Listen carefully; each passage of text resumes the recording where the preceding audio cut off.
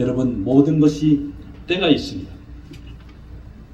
사람이 태어날 때가 있으면 다시 죽을 때가 있고, 여러분, 계절이 시작하면 봄이 오면 겨울이 오고, 하준이도 군대를 들어가는 날이 있으면 제대하는 날이 있습니다. 아멘. 여러분, 요한복음 2장에 보면은 가나 혼인잔치에서 포도주가 떨어질 때 마리아가 예수님께 가서 포도주를 어떻게 해결하는 그런 의미로 말씀하였을 때 예수님이 내 때가 아직 이르지 않았다고 말씀했습니다. 그렇다면 주님이 말씀하신 내 때란 도대체 어떤 때인 것인지,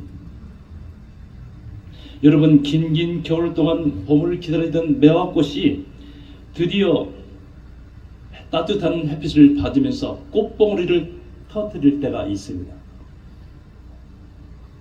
그러듯이 오늘 본문에 기록된 바와 같이 오늘 주님께서 이 땅에서 마지막 6월절을 맞이하는 순간, 그리고 그 이후에 채 24시간도 못 되어서 구약 4천년 동안 그토록 기다리던 예수님의 때, 바로 그때가 하늘에 계신 하나님과 하늘에 있는 모든 천사들과 땅에 있는 모든 만물이 지켜보는 가운데 드디어 그때가 임하는 것입니다. 주님이 말씀하신 그때는 구약 4천년과 신약 2000년을 연결짓는 역사의 변곡점이 되는 것입니다. 그리고 무엇보다 중요한 것은 죄악으로 말미암아 하나님과 단절되었던 우리를 하나님과 화목시켜서 인류에게 유일한 희망을 던져줄 바로 주님의 그때는 이제 주님이 이 땅에서 맞이할 마지막 6월절 준비와 함께 그 서막이 열리고 있습니다. 드디어 그 6월절이 다가왔는데 오늘의 본문이 그 내용이 있습니다. 누가복음 22장 7절에 보면은 6월절 양을 잡을 목요절이 이른지라. 그러면서 예수님 말씀하시기를 내가 고난을 받기 전에 너희와 함께 이 6월절 먹기를 원하노라 라고 말씀하셨습니다. 유태인들의 하루는, 우리는 아침부터 저녁까지 하루지만은 유태인의 개념은 해 진력 무렵부터 시작해가지고 다음날 해 질 때까지 하루가 되는 것입니다. 그래서 주님은 당일날 저녁 때부터 시작될 6월절을 지키기 위하여서 낮에 제자들에게 6월절 먹을 곳을 마련하라고 부탁하셨습니다. 그날이 목요일인 것입니다. 6월절에는 어린 양을 잡아서 그 고기와 누룩이 없는 빵, 우리말로 얘기하면 떡을 먹는 것이 필수적이었는데, 드디어 이제 6월절이 시작되고 6월절 당일날 예수님이 식사 중에 포도주와 떡을 가지고 다음과 같이 말씀하셨습니다. 또 떡을 가져 감사 기도하시고 떼어 그들에게 주시며 이르시되 이것은 너희를 위하여 주는 내 몸이다. 너희가 이를 향하여 나를 기념하라 말씀하셨습니다. 여기서 너희를 위하여 준다는 말은 넘겨주다, 내어주다, 즉 너희를 위하여 내 몸을 내어주겠다, 내 몸을 희생의 제물로 내어준다는 그러한 의미입니다. 또 저녁 먹은 후에 잔도 그와 같이 하여 잔에는 포도주를 의미하는데, 이 잔은 내 피로 세우는 새 언약이니 너희를 위하여 붓는 것이라. 마가복음에는 같은 의미로서 이것은 죄사함을 얻게 하려고 많은 사람을 위하여 흘리는 바 나의 피 곧 언약의 피라 말씀하셨습니다. 여기서 포도주가 담긴 잔을 들고서 너희를 위하여 붓는다는 말은 단순히 물리적으로 포도주 잔에서 포도주를 따른다는 말이 아니라 죄사함을 얻게 하려고 여러분과 나를 포함해서 많은 사람을 위해서 예수님 자신의 희생의 피를 흘리는 희생의 제물이 되겠다는 말씀입니다. 그러면서 예수님께서는 자기의 피로서 우리와 새 언약을 맺겠다 이렇게 선언하시고, 이제 주님께서 다시 오실 때까지 우리에게 이와 같이 행하여 나를 기념하라고 당부하셨습니다. 이와 같이 행하시라는 말씀을 성만찬을 통하여서 나를 대대로 기념하라는 말씀입니다. 여러분들 이미 잘 아시겠지만 성찬식이란 것은 예수님이 잡히기 전에 6월절에 제자들과 마지막 식사를 했는데 저녁 식사를 만찬이라고 부릅니다. 그런데 왜 앞에 성자가 붙었냐? 예수님의 살과 피를 상징하는 음식을 나누는 신성한 예식이기에 그 앞에 거룩한 성자를 붙여서 성만찬이라고 부릅니다.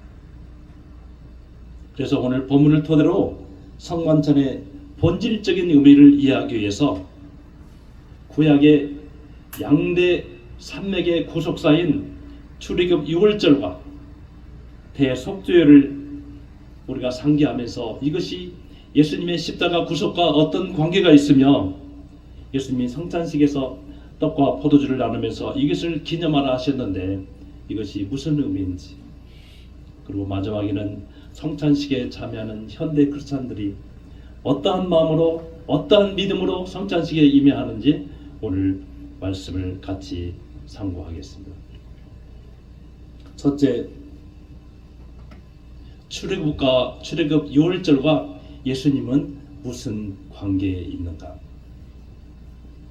여러분, 6월절이라는 말은 출애굽 12장에서 기록되는 단어인데 출애굽 당시에 하나님께서 10번째 재앙으로 애굽의 모든 장자를 치실 때에 어린 양을 잡아서 자기가 거하는 집의 문 설주와 좌우 임방에 바르면 그 피를 바른 집은 넘어간다 말씀하셨습니다. 다 같이 읽겠습니다. 시작. 내가 그 밤에 애굽 땅에 두루 다니며 애굽의 모든 처음 난 것을 다 치고 내가 애굽 땅을 칠 때 그 피가 너희가 사는 집에 있어서 너희를 위하여 표적이 될지라. 내가 그 피를 볼 때에 너희를 넘어가리라. 아멘. 누구든지 유태인이든지 이방인이든지 하나님의 말씀대로 그 말씀을 믿고 어린 양을 잡아 그 피를 가지고 그 집의 문설주와 좌우임방에 바르면 내가 피를 볼 때에 너희를 넘어가리라 하는 그 말씀입니다. 과연 유대 6월절 어린 양의 피를 바른 집은 죽음의 천사가 애굽 온 땅을 칠 때 죽지 않고 넘어갔습니다. 보호를 받았습니다. 결국 하나님의 약속을 고지 곧대로 믿고 그렇게 행한 자는 하나님의 말씀대로 죽음으로부터 구원을 받은 것입니다. 그래서 그 날을 6월절이라 그럽니다. 6월이라는 단어는 영어로 패스오버, 여기에 장애물이 있으면 그냥 넘어간다. 패스오버. 우리나라가 하나님의 은혜로 일본 속국에 있었지만은 히로시마, 나가사키 원자폭탄 두 발로서 하나님이 우리를 일본 제국주의부터 해방을 시켰습니다. 마찬가지로 6월절을 통해서 이스라엘 민족이 430년 동안 애굽에 종살이 있었는데 6월절 역사를 통해서 기가 막힌 해방의 구원을 주셨으니 얼마나 기쁘고 은혜스러운 사건입니까? 그래서 6월절 어린 양의 피를 바르는 것이 그토록 보배롭고 소중한 것입니다. 그러면 하나님께서 이스라엘 민족을 위해서 어린 양 6월절 어린 양을 잡아 그 피를 바르게 하신 것은, 그리고 대대로 그것을 6월절 절기를 지키라 하신 것은 우리에게 어떤 교훈을 주시기 위해서 그런 사건을 하나님께서 미리 마련하신단가? 그것은 때가 이르면 하나님이 보내실 참된 6월절 어린 양 예수 그리스도를 세상에 미리 소개하기 위해서, 그 어린 양 예수를 기다리게 하기 위해서 하나님께서 미리 예표로 출애굽 시에 유월절을 마련하셨습니다. 여기 보면은 이스라엘 민족이 하나님의 말씀대로 자기 집에 가는 집의 문설주와 좌우 인방에 바르면은 하나님이 그 피를 볼 때 죽음이 너희 집에 임하지 않고 넘어가라 했는데, 그 어린 양은 누구인가? 어린 양은 바로 요한복음 1장 29절에 보라 세상 죄를 지고 가는 하나님의 어린 양이로다. 요한은 예수 그리스도가 바로 유월절 어린 양, 하나님의 세상 죄를 지고 가는 하나님의 어린 양이라고 표현했고, 고린도전서에서도 우리의 유월절 어린 양 예수 그리스도께서 희생되었다, 이렇게 예수님을 유월절, 참된 유월절 어린 양으로 묘사했습니다. 여러분, 예수님 자신이 유월절 희생양이 되어 그 피로 온 인류의 죄에서 구원하실 것을 예표하는 것이 출애굽 시의 그러한 유월장이 있는데,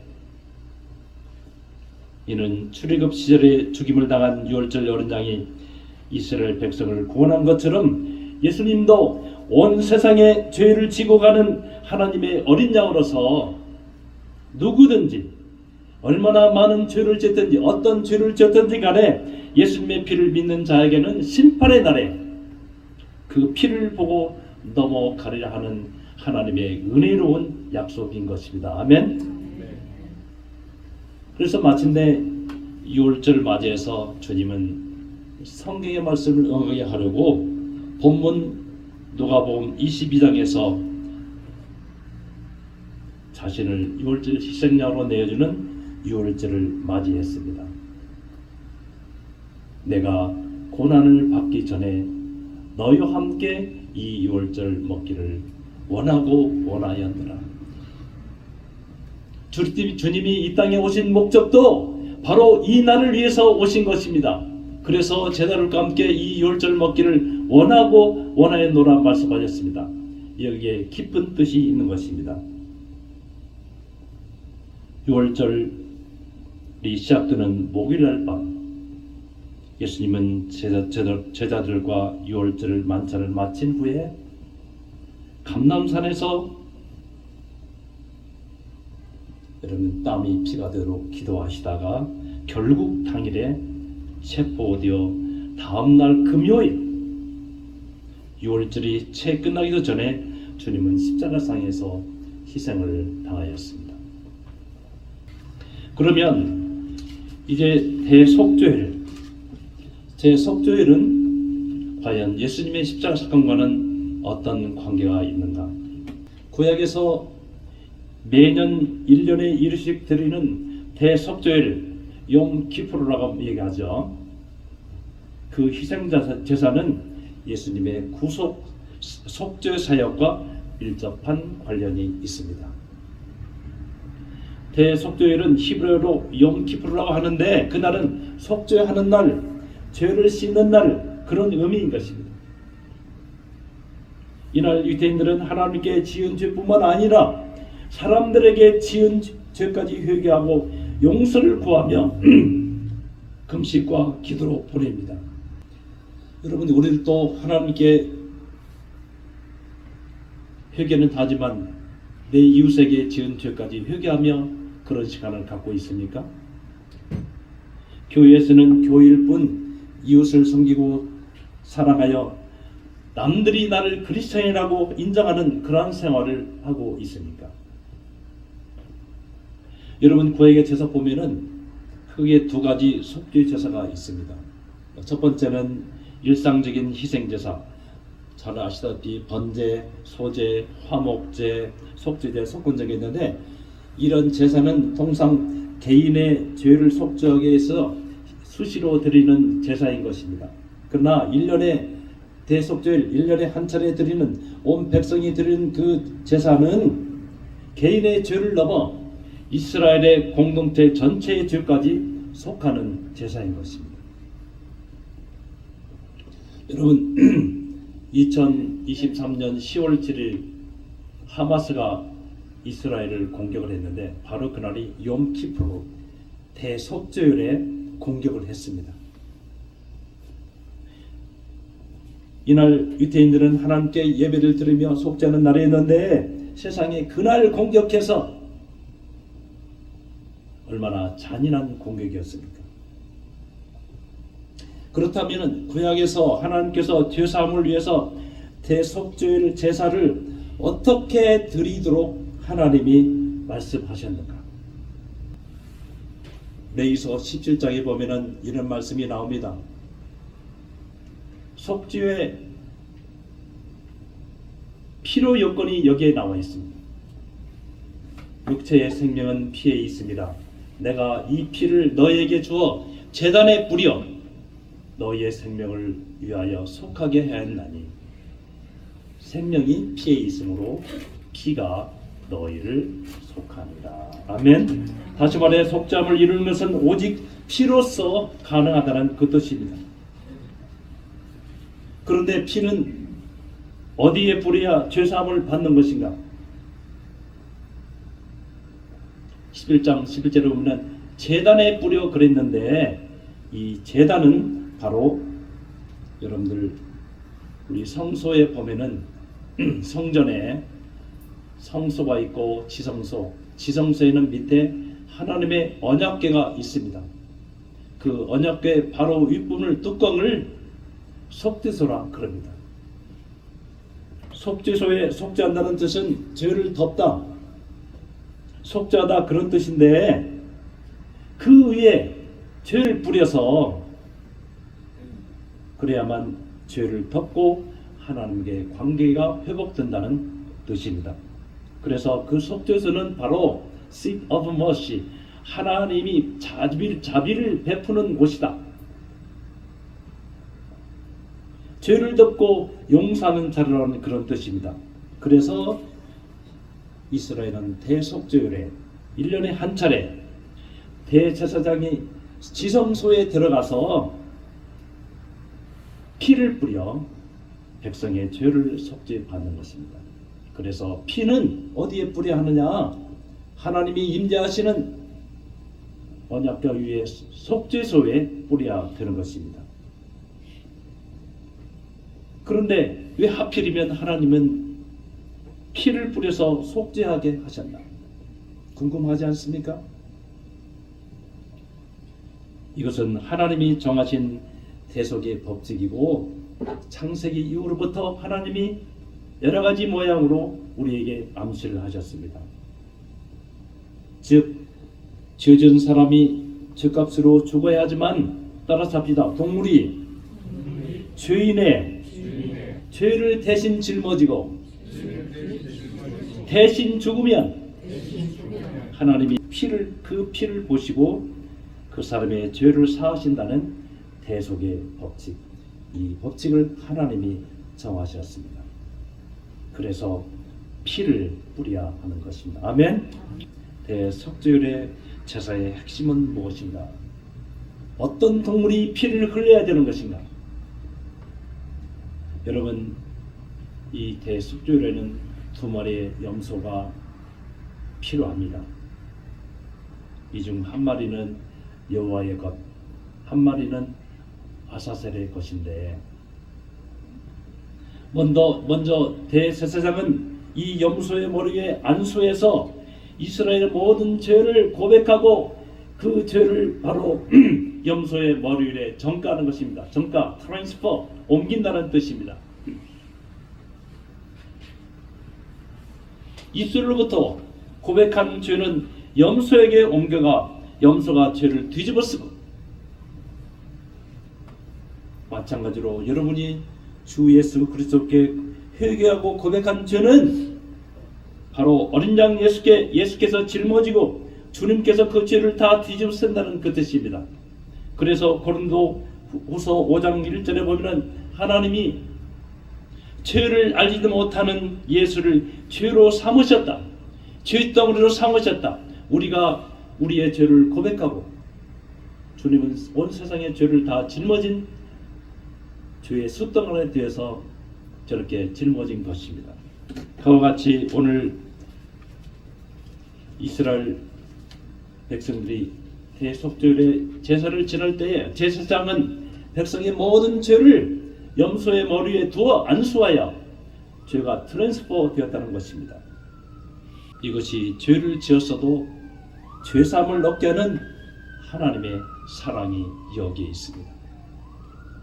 우리의 죄를 트랜스퍼, 주님께서 짊어지고 감당하신 것을 보여주기 위해서 오늘 이 두 염소를 하나님께서 제작하셨습니다. 그래서 그 염소를, 죄를 뒤집어 쓴 염소를 그 다음에는 피 흘려 죽게 한 후에 그 피를 지성소로 들어가서 하나님의 언약궤의 속죄소에 가서 그 피를 뿌립니다. 그래서 주님께서 그 피를 보시고 죗값으로 대신 죽은 동물의 피를 보고 하나님이 백성의 죄를 사하시는 것입니다.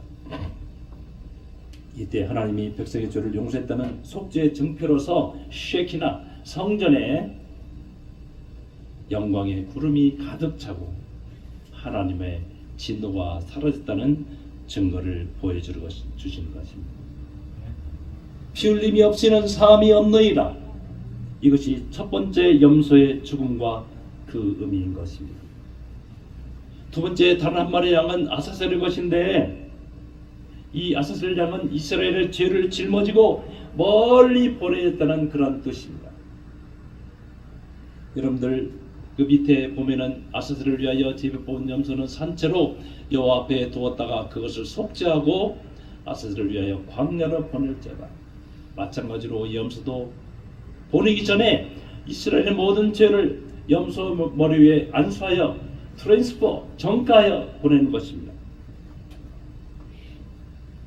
그래서 백성의 모든 죄를 짊어진 염소를 멀리 광야를 보내서 사라지게 하는 그런 의미입니다. 이는 이스라엘 죄가 제거되어 동이서에서 먼 것 같이 하나님이 이스라엘 죄를 멀리 제거했다는 은혜의 상징인 것입니다. 아멘. 이와 같이 하나님은 대속죄를 희생제사를 제정하여서 백성의 죄를 사하고 하나님과 다시 화목게 하는 길을 열어놓은 것입니다. 이것이 하나님의 사랑입니다. 그러면 대속죄에 희생당한 두 염소는 예수님과 어떤 관계가 있는 것인가? 대속죄에 희생당한 두 염소는 사실상 유월절 희생자로 오신 예수 그리스도를 의미하는 예표, 심볼, 그림자인 것입니다. 아멘. 무슨 말이냐? 사실상 구약의 희생 동물을 통한 죄사함의 제사는 장차 참된 죄사함의 제사가 오기까지 그림자였습니다. 하나님의 참된 죄사의 제사가 오기까지 잠시 허용했다는 뜻입니다. 여러분들 히브리서 9장 9절에 보면 이런 말씀이 나옵니다. 장막은 즉 옛날에 동물 희생을 통해서 드리던 그 지성소 성소는 장막은 현재까지의 비운이 이에 따라 드리는 예물과 제사는 섬기는 자를 양심상 온전하게 할 수 없나니 매년 수없이 드리는 그 동물 제사는 사실상 온전하게 할 수 없다. 단지 그 다음 절에 보면 죄를 기억하게 하는 그런 의미는 있을 수 있다.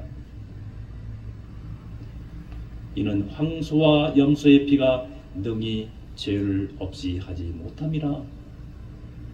그래서 개혁할 때까지 뭔가 참된 속죄의 제사 제도가 올 때까지 잠시 맡겨둔 것이라고 말씀했습니다. 아멘. 여러분 여기서 좀 궁금한 것이 있을 겁니다. 그러면 참된 죄사함의 제사는 과연 누가 어디서 어떻게 드려야 참된 제사인 것인가? 참된 죄사함은 영원한 대제사장이신 어린 양 예수께서 하늘 보좌에 있는 하늘 성소에 들어가 동물의 피가 아닌 어린 양 예수님 자신의 피로 드리는 것이 참 제사인 것입니다. 이 말씀이 히브리서에 나와 있습니다. 그리스도께서는 대제사장으로 오사 사람의 손으로 지은 땅에 있는 성소를 통해서가 아니라 이 창조에 속하지 아니한 더 크고 온전한 장막으로 말미암아 그것도 동물의 피가 아니라 오직 자기의 피로 영원한 속죄를 이루사 단번에 성소에 들어가셨느니라. 아멘.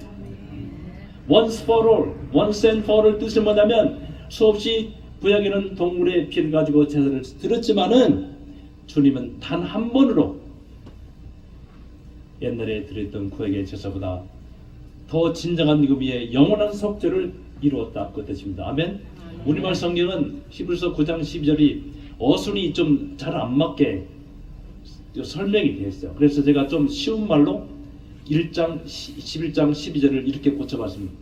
대제사장으로 오신 그리스도께서는 자기의 피로, 동물이 아닌 자기의 피로 단번에 성소에 들어가서, 어디 성소냐? 하늘 성소에 들어가서 영원한 속죄를 이루었느니라. 아멘.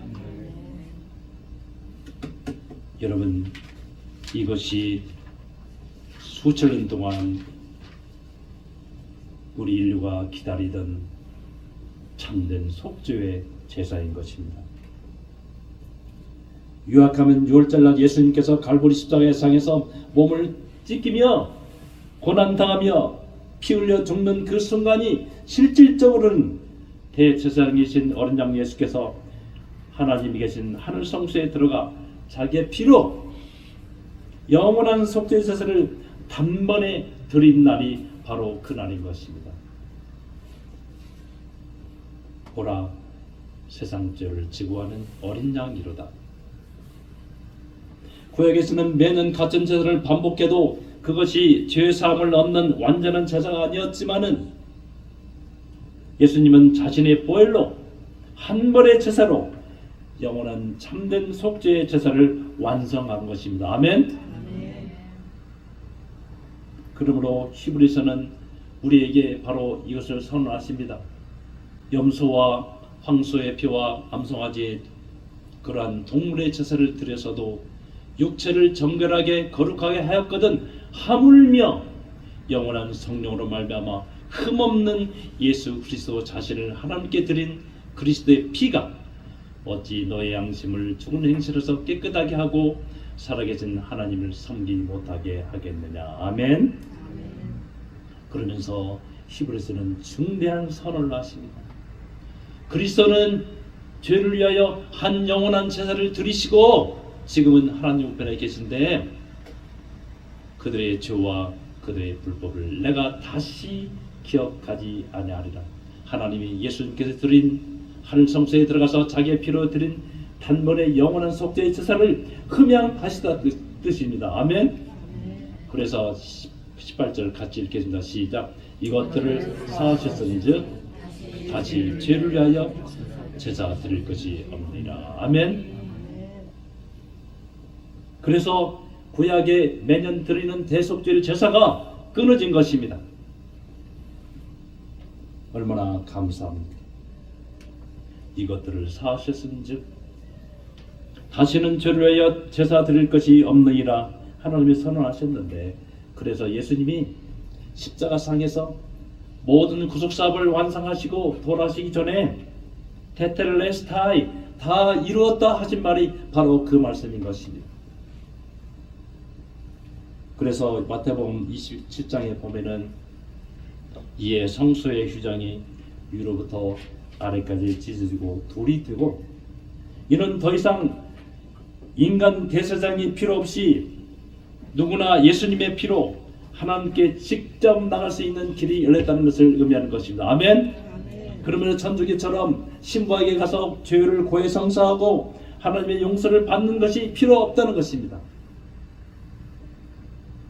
결국 구약의 유월절과 대속죄의 진정한 의미는 예수님께서 골고다 십자가상에서 동시에 그리고 한 번에 다 성취하셨습니다. 아멘. 여러분, 이로써 우리의 죄를 영원히 속죄하시고 죄의 삭은 사망이다라고 얼마나 무시무시한 그 말씀이 있었는데 하나님이 예수님이 그 저주의 사슬에서 여러분과 우리를 영원히 해방하신 것입니다. 아멘. 여러분,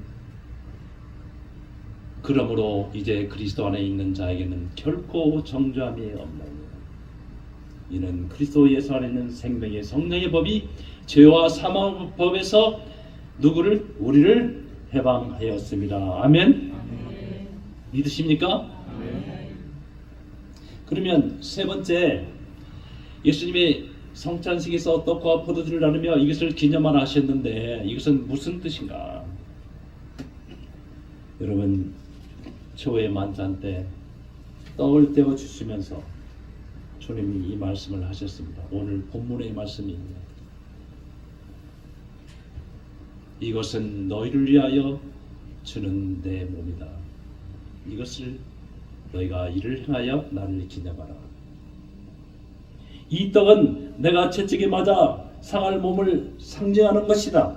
나는 이 밤이 채 새기도 전에 붙잡혀서 불과 24시간도 못 되어서 고난을 받아 십자가에 못 박혀 죽을 텐데 과연 이 사건이 일어나거든 너희는 이 떡을 먹으면서 너희를 위하여 고난받은 나의 상하고 찢긴 몸을 기억하면서 생명을 내어주기까지 사랑했던 나의 사랑을 기억하라. 영원히 기억하라는 뜻입니다.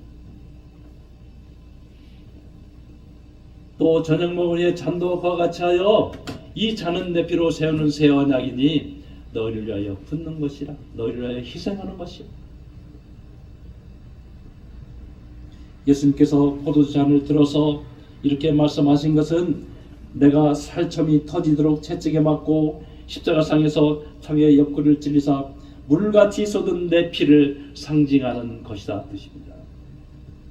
그렇기 때문에 앞으로 이 포도주를 들면서 너희를 위해 생명까지 쏟는 나의 피를 기념하고 기억하라, 감사하라 뜻입니다. 아멘. 이제 결론을 맺습니다. 여러분, 예수님이 주신 유명하신 떡과 포도주는 참된 대제사장이시오 참된 유월자로 오신 그래서 고난을 당하신 예수님의 몸과 피를 상징하는 것입니다. 예수님은 그 피로 참된 성소인 하늘 보좌에 들어가서 단번에 그리고 영원한 속죄를 이루셨습니다. 아멘. 이로써 누구든지 어떤 죄를 지었든지 얼마나 죄를 지었든지 관계없이 이 예수를 믿는 자는 하나님과 화목하게 되고 하나님의 자녀가 되는 것입니다. 이 약속이 주님이 우리에게 피로 세운 새 언약의 본질인 것입니다. 아멘. 여러분, 혹자는 예수를 믿기만 해도 구원받는다 하니까 기독교의 구원은 값싼 구원이라고 말을 하고 있습니다. 근데 예를 들어서 집에 불이 나가지고 갓나라기를 구하기 위해서 어머니가 불 속에 뛰어들어서 가까스로 갓나라기를 구했지만은 그 불 속에서 화상을 입어 그 어머니가 죽었을 경우에 그 갓나라기의 구원이 어찌 값싼 구원이라 할 수 있습니까? 여러분, 하루는 어떤 딸아이가 국민학교, 지금은 초등학교죠. 갔다 와서 엄마에게 이렇게 말합니다. 엄마 싫어. 나 엄마 정말 싫어. 왜 애들은 엄마를 못생겼다고 그러는 거야? 나만 보면 우리 엄마가 못생겼대. 드디어 야, 네가 크면 말하려고 그랬는데 오늘 말하겠다 하면서 사실은 우리 집에 불이 났었는데 네가 그 안에 있었다. 내가 너를 구하기 위해서 사람들은 만류했지만은 너를 구하기 위해서 들어가서 구하고 나는 화상을 입어서 이렇게 된 거다. 야, 미안해. 엄마가 못생겨서.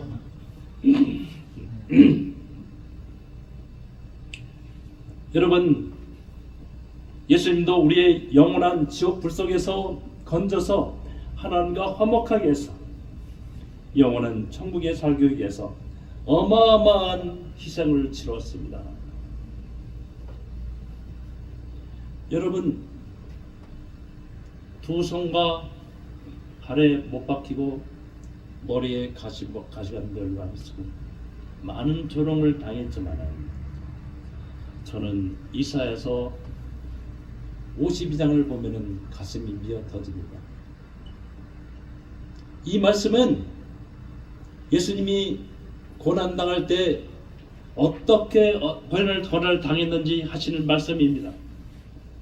그의 모양이 타인보다 상하였고, 타인보다 상하였다는 말은 우리말로는 별로 실감나게 안 썼는데 영어로 이렇게 썼어요. His appearance, 그의 모양은 was so disfigured.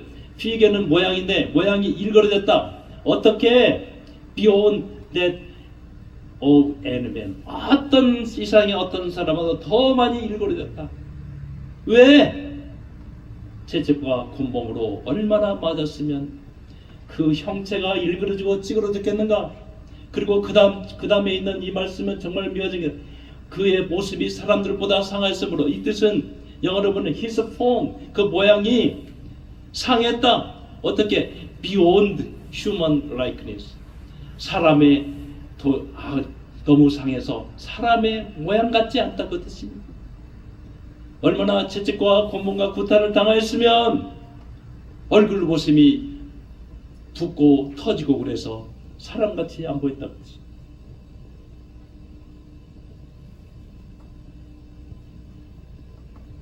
여러분, 얼마나 고난을 당했으면 남들은 잘 지고 하는 십자가도 잘 지는데 예수님은 불과 30대 건장한 청년이 십자가를 못 지고 중간에 쓰러졌습니다. 그리고 십자가에 매달린 다른 사람들은 3일 일주일도 가는데 예수님은 불과 6시간 만에 돌아가셨어요. 얼마나 기력이 탕진하고 맞고 그랬으면 불과 6시간 만에 돌아갔어요.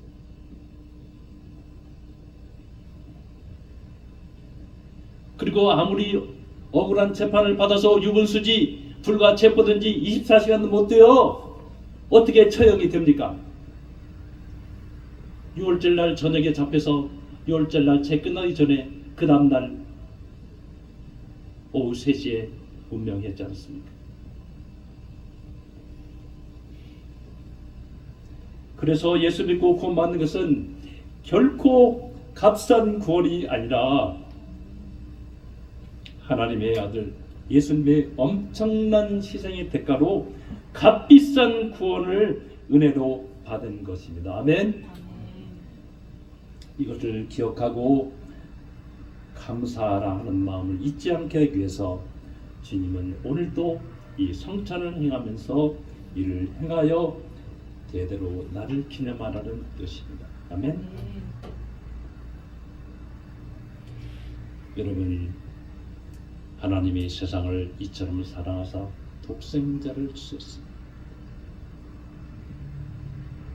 바로 주었다는 그 말은 예수님이 이처럼 고난을 통하여서 우리의 구원을 위해서 희생을 하셨다는 뜻입니다. 그래서 하나님이 선포하시기를 누구든지 예수를 믿으면 멸망하지 않고 영생하겠다. 이것을 믿느냐? 사람들이 죄를 지었으면 죄는 회개 사함을 받을 수 있어도 이 예수를 거절하면 사함을 받지 못합니다.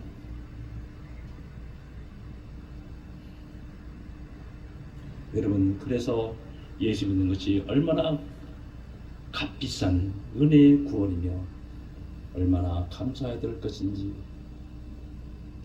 할렐루야.